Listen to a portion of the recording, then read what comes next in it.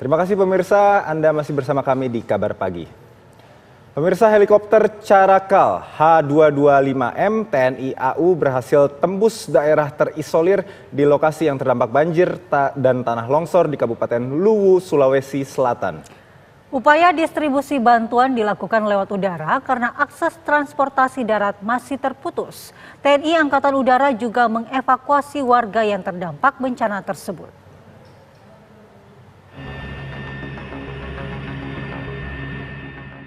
Sempat terhambat cuaca buruk, daerah bencana banjir dan tanah longsor di Luwu, Sulawesi Selatan. Akhirnya TNI Angkatan Udara berhasil mencapai lokasi yang terdampak bencana di Kecamatan Latimojong, Kabupaten Luwu, Minggu kemarin.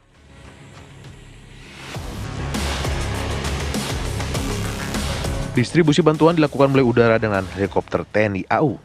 Helikopter Caracal H225M TNI AU membawa bantuan berupa makanan dan obat-obatan seberat 1 ton yang diberikan untuk masyarakat yang terdampak bencana banjir dan tanah longsor di Kecamatan Latimojong.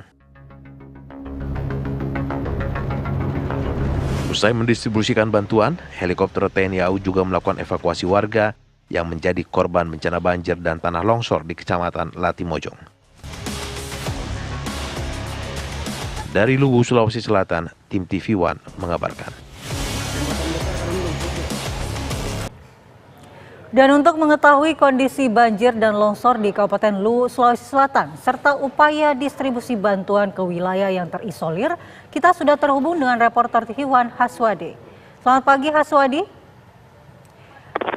Berapa banyak wilayah yang masih terisolir hingga saat ini? Baik Andi Kumala dan juga pemirsa, dapat kami kabarkan kepada Anda per hari ini. Masih ada 2 kecamatan di Kabupaten Luwu yang terisolir dan belum dapat dijangkau menggunakan darat ataupun jalur darat. Hari ini rencana 2 helikopter yang standby di lapangan Andi Jema Silopa akan kembali mendistribusikan bahan makanan dan juga pakaian serta obat-obatan ke 2 kecamatan tadi. Dan pagi ini hujan kembali mengguyur wilayah Silopa dan sekitarnya. Rencananya 2 helikopter tadi akan membawa 2 ton bahan makanan secara bergantian di Kecamatan Suli Barat dan Kecamatan Latimojong. 2 kecamatan tersebut sampai hari ini belum bisa dijangkau dengan kendaraan darat atau masih terisolir. Sementara informasi terbaru yang dapat kami kabarkan bahwa jumlah korban jiwa yang sudah dipastikan meninggal dunia sebanyak 11 orang. Data tersebut berbeda dengan data awal yang disebutkan oleh pihak BPBD Luwu yang menyebutkan terdapat 14 orang korban jiwa meninggal dunia. Ternyata setelah divalidasi data, korban meninggal dunia per malam tadi sebanyak 11 orang. Andi Kumala. Baik Iswadi, bagaimana dengan kondisi pengungsian ataupun korban terdampak lainnya di sana? Apakah sudah ada penanganan dari pemerintah setempat?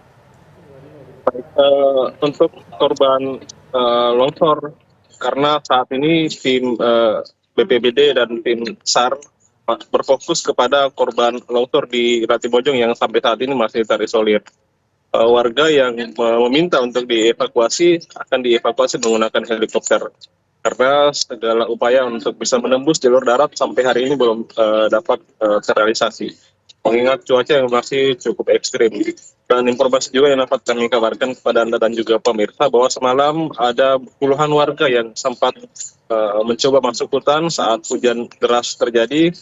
Mereka bermaksud untuk mencari tempat yang benar-benar aman saat terjadi hujan. Karena wilayah Latimojong sampai hari ini masih sangat rawan terjadi longsor susulan. Seperti itu.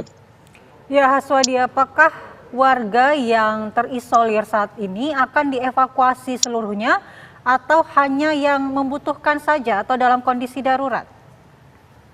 Baik Andi Kumala, seperti pernyataan Kapolda Sulawesi Selatan Irjen Pol Andirian kemarin saat mengevakuasi seorang ibu hamil menyampaikan bahwa evakuasi terhadap warga akan dilakukan kepada mereka yang meminta untuk dievakuasi karena sebagian besar masyarakat di Latimojong memilih untuk bertahan di rumah mereka dan hanya meminta istri atau anak-anak mereka untuk mengungsi ke Bilopa. Sementara untuk laki-laki dewasa memilih untuk bertahan di Latimojong hingga hari ini. Andi Gumala. Baik Iswadi, bagaimana dengan kondisi infrastruktur di sana? Apakah masih banyak infrastruktur yang masih berdiri dan bagaimana kondisi warga di sana saat ini?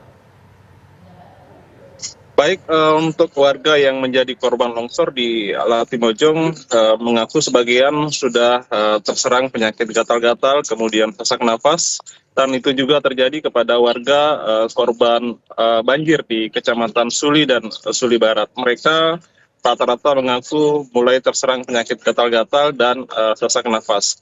Sementara untuk infrastruktur bangunan seperti sekolah, puskesmas, dan rumah-rumah warga sampai saat ini belum bisa dilakukan perbaikan. Karena pemerintah dan tim BPBD dan tim SAR fokus untuk membuka akses jalan yang sampai saat ini masih terputus atau terisolir. Ya, Swadi, apakah itu artinya bahwa warga yang terdampak banjir saat ini juga seluruhnya berada di lokasi pengungsian dan belum kembali ke rumah mereka masing-masing? Baik, untuk korban banjir hari ini sebagian sudah kembali ke rumah mereka. Pada siang hari mereka kembali ke rumah untuk membersihkan rumah karena rata-rata rumah warga yang menjadi korban banjir itu serta dengan endapan lumpur yang cukup tebal sehingga mereka membutuhkan bantuan dari para relawan untuk membersihkan rumah mereka dari endapan lumpur. Begitupun dengan warga korban longsor di Latimojong, mereka sebagian besar memilih bertahan dan kembali ke rumah mereka pada siang hari. Baik, terima kasih banyak Haswadi atas laporan langsungnya dari Sulawesi Selatan. Selamat bertugas kembali.